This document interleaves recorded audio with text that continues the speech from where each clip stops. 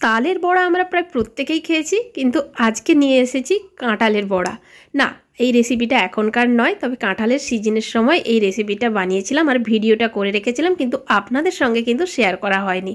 আর এটা কিন্তু আমাদের গাছের কাঁঠাল, তাই কাঁঠালের দানাগুলোকে ফেলে কাঁঠালের কোষগুলোকে ভালো করে প্রথমে ছাড়িয়ে নিতে হবে। এখানে তাই দানাগুলো ফেলে কাঁঠালের কোষগুলো খুব ভালো করে ছাড়িয়ে নিয়েছি।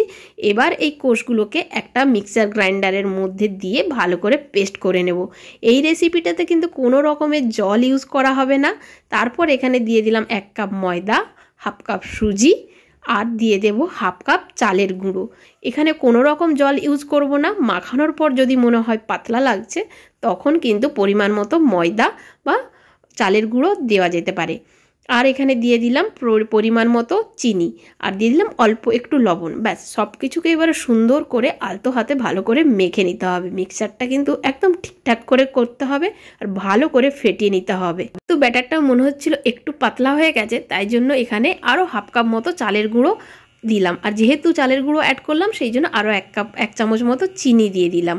ব্যাস, এবার আরও একটু ভালো করে ফেটিয়ে নিয়ে এবারে কড়াইতে তেল গরম করে যেভাবে আমরা তালের বড়া করি সেইভাবেই ছোট ছোট করে গোল গোল আকারে দিয়ে ভালো করে এপিট ওপিট করে লাল লাল করে ভেজে নিয়ে তুলে নিয়ে গরম গরম পরিবেশন করুন কাঁঠালের বড়া। আপনি যদি এর আগে কখনো না ট্রাই করে থাকেন, তবে একবার অবশ্যই ট্রাই করুন। দুর্দান্ত লাগে। আর বাড়িতে যে কাঁঠাল খায় না, তাকে এইভাবে একবার খাইয়ে দেখুন। ভিডিওটি ভালো লাগলে লাইক, কমেন্ট এবং শেয়ার করে পাশে থাকবেন। আজ এটুকুই।